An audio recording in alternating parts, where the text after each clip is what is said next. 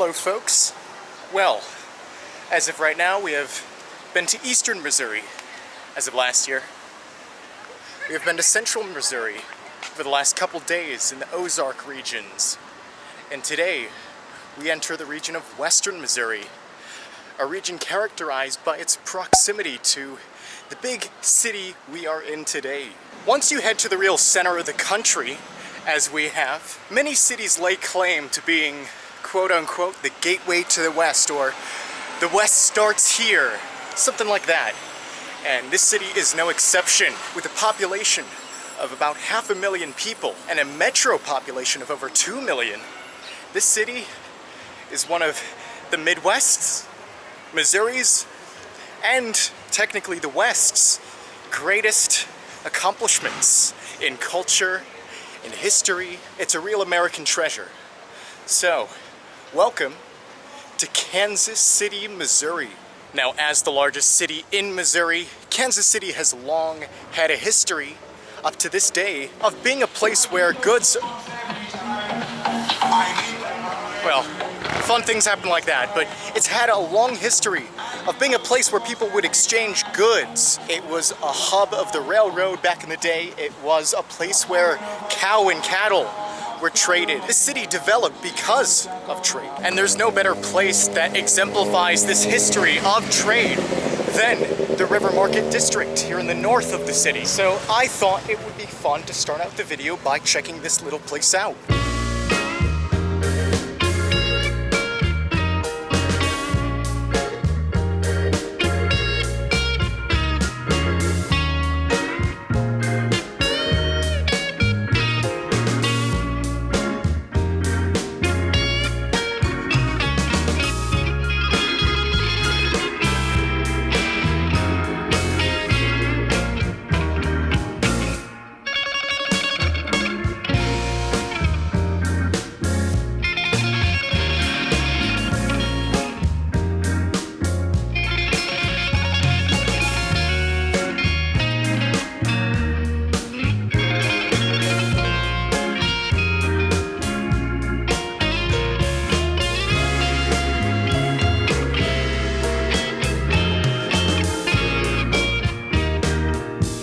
As you can see, the River Market District is not one single marketplace. It encompasses many different sections of shops, from food shops to general stands to sell plants or wares, or I've even seen different music shops.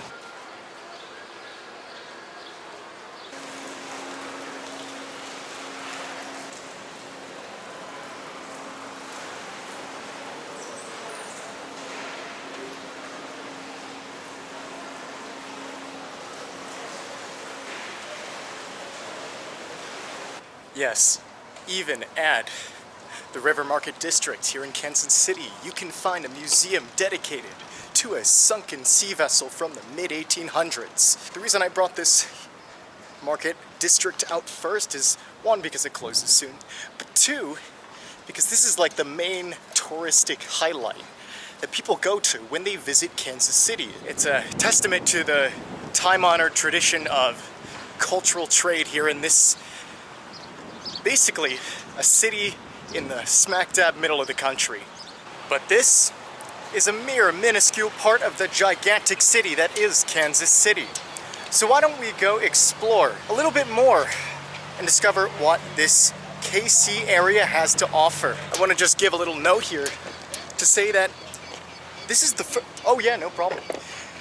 I want to give a little note here to say that this is the furthest west I have ever been in my life. All future adventures here on the coverage project during our Frontier Americana tour, all new to me. So we're both in for a very cool treat this whole trip.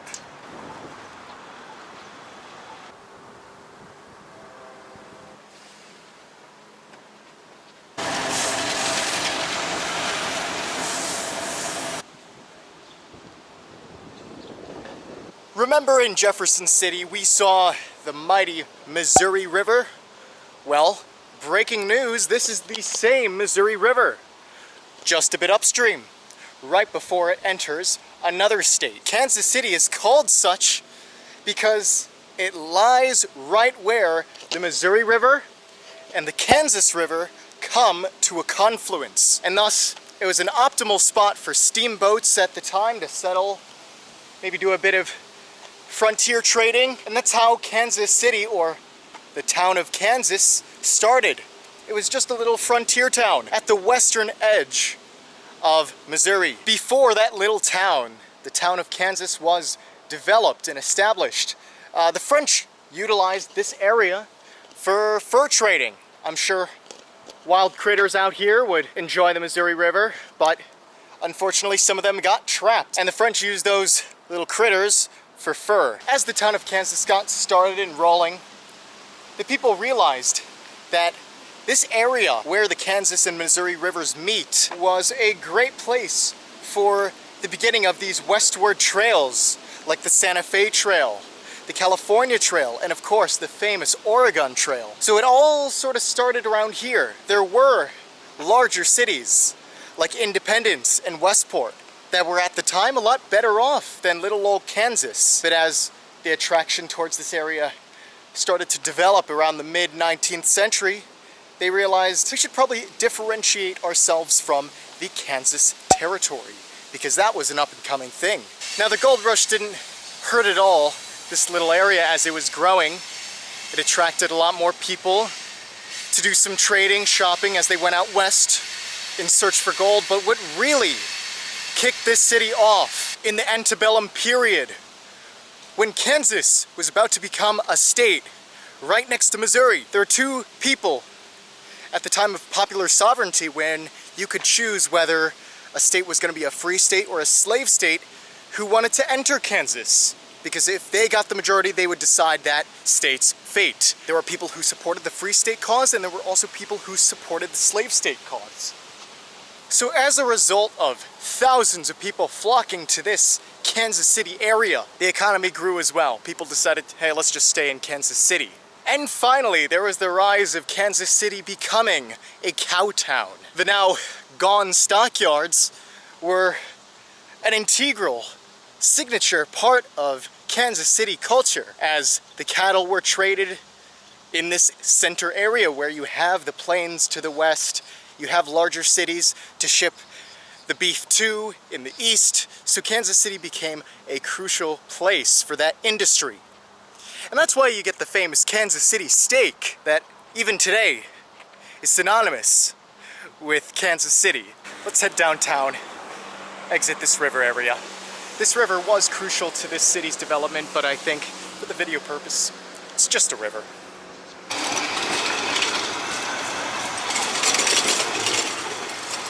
Oh yeah, forgot to mention, Kansas City is one of the few cities in the US which still operate electric streetcars for public transportation. I might actually want to use one.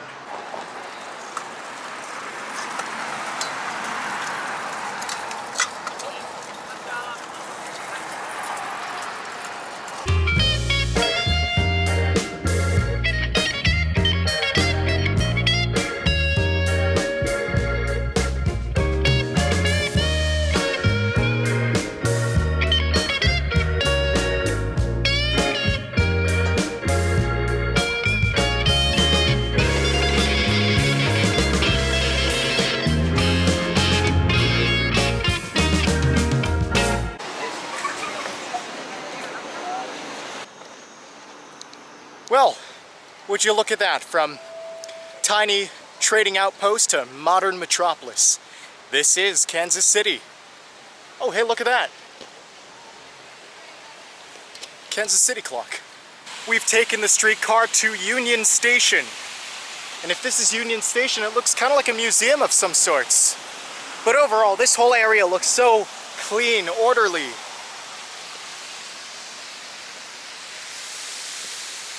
Yeah, it's definitely some place I would totally recommend people visit.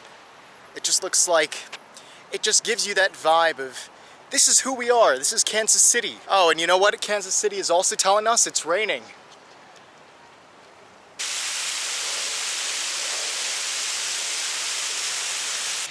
You know what I usually say when The rain comes pouring down. Rain will not deter us, and that is so even here in Kansas City. As we continue west, I want to see if it rains at all for a certain period of time. As you go west in the United States, it gets drier, more arid, less likely to rain.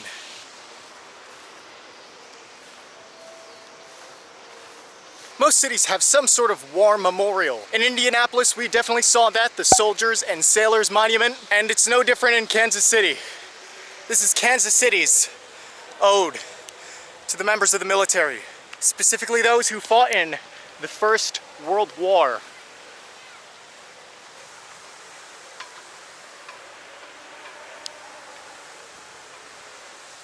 Although the weather itself is kind of dreary, it makes for a nice backdrop, a nice background of this beautiful Kansas City cityscape. To be honest, I didn't really have many expectations going into today for the downtown area. I didn't really think of Kansas City as a remarkable city to visit. You have Philadelphia and Boston, which have like the historical buildings, and then New York City with its huge downtown area. With Kansas City, it's just in the middle of the Midwest. But I am pleasantly surprised as my expectations have been exceeded. Just look at this beautiful downtown arrangement. I've got to say, Kansas City, you have earned my respect today. I should have expected it from the beginning to be astounded, given that through its generations of being a city, it's gotten from a small little town just maybe 150 years ago. It was just a small little village almost. And then it's turned into this burgeoning metropolis area that has gotten so large, it had to spread over the state border to Kansas. So there is actually Kansas City, Kansas. But overall, what a great day. But I do think there's one more thing we ought to do before ending our day here in this thriving city in Missouri. Wait.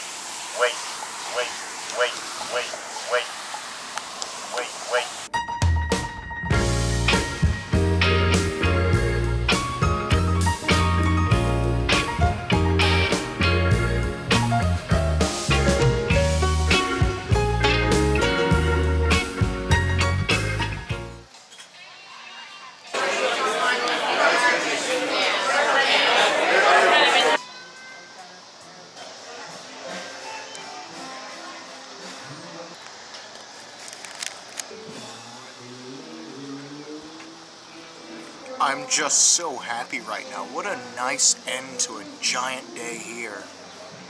We got good food, great food, excellent food. One of the best pieces of barbecue I've had. Surrounded by good music. There's not much more I can ask. Speaking of the music behind us, well, you gotta go to the real center, the heartland of the country to hear authentic blues music. And that's just what we have right here in Kansas City.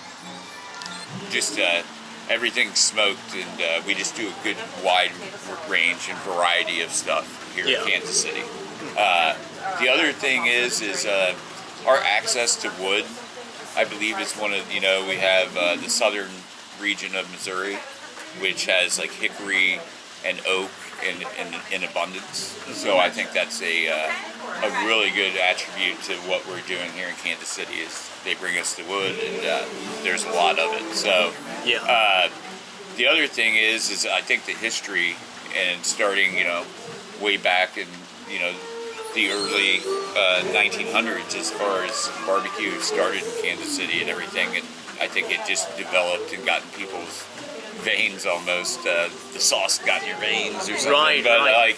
No, seriously, it started way back when. So I just think the history and the passion and going forward, especially here in the past 10, 15 years, I'd say, I've seen a really strong push from just your standard, your golden gods of barbecue restaurant, if you will, your Gates and Arthur Bryant's here in Kansas City, go more to what they call craft barbecue. So now they go more craft style barbecue, and a lot of pop-ups are starting up and things like that. So we're starting to see that culture swing here, and that makes it unique. And I like to see that.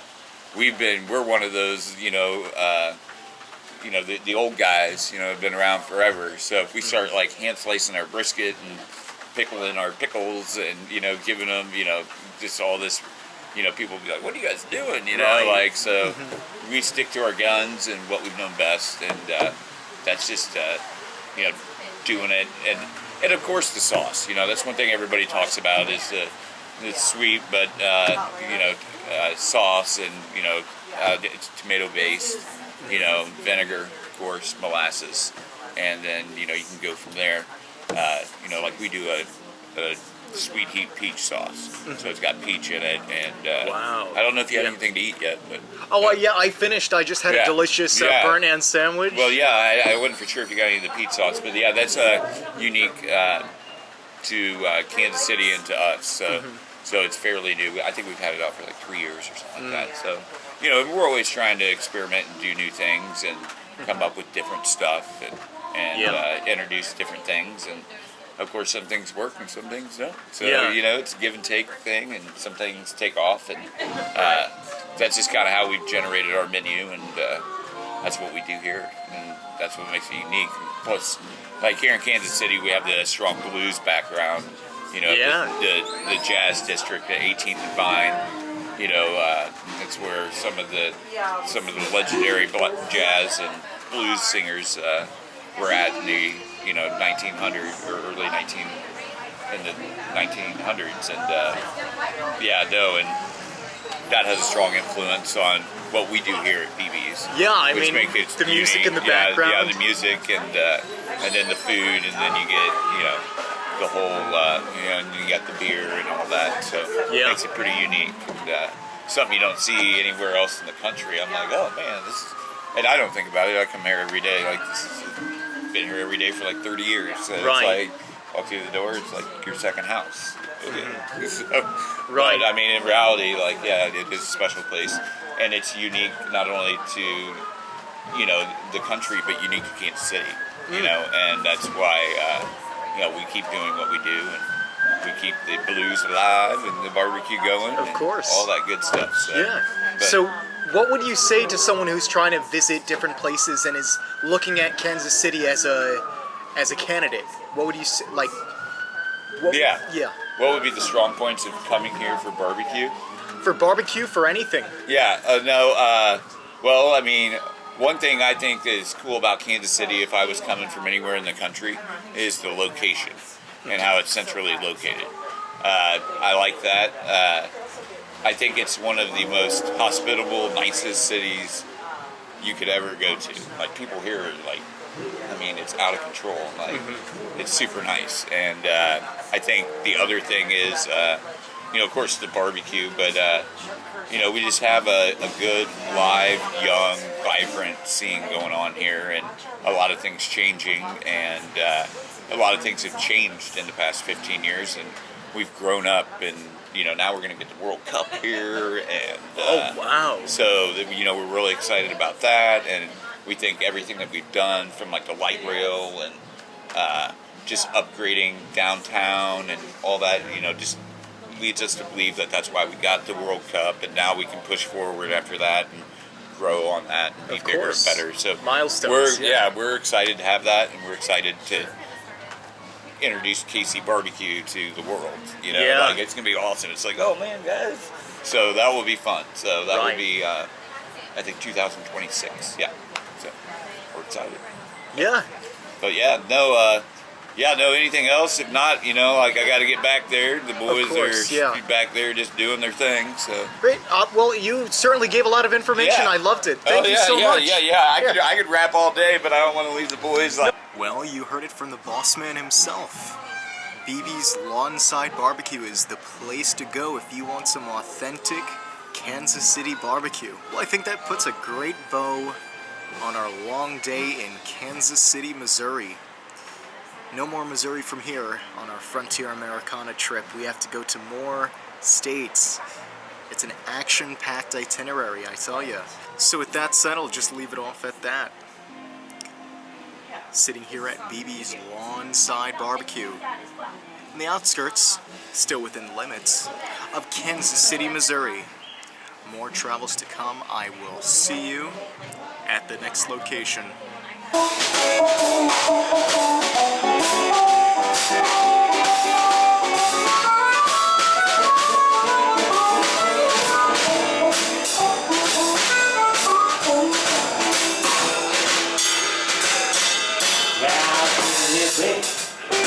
Give me the blues, gonna make your family present, yeah. New York, get you like that. Traveling along, my people. I know you to be so wide. Yeah, but better if you don't know.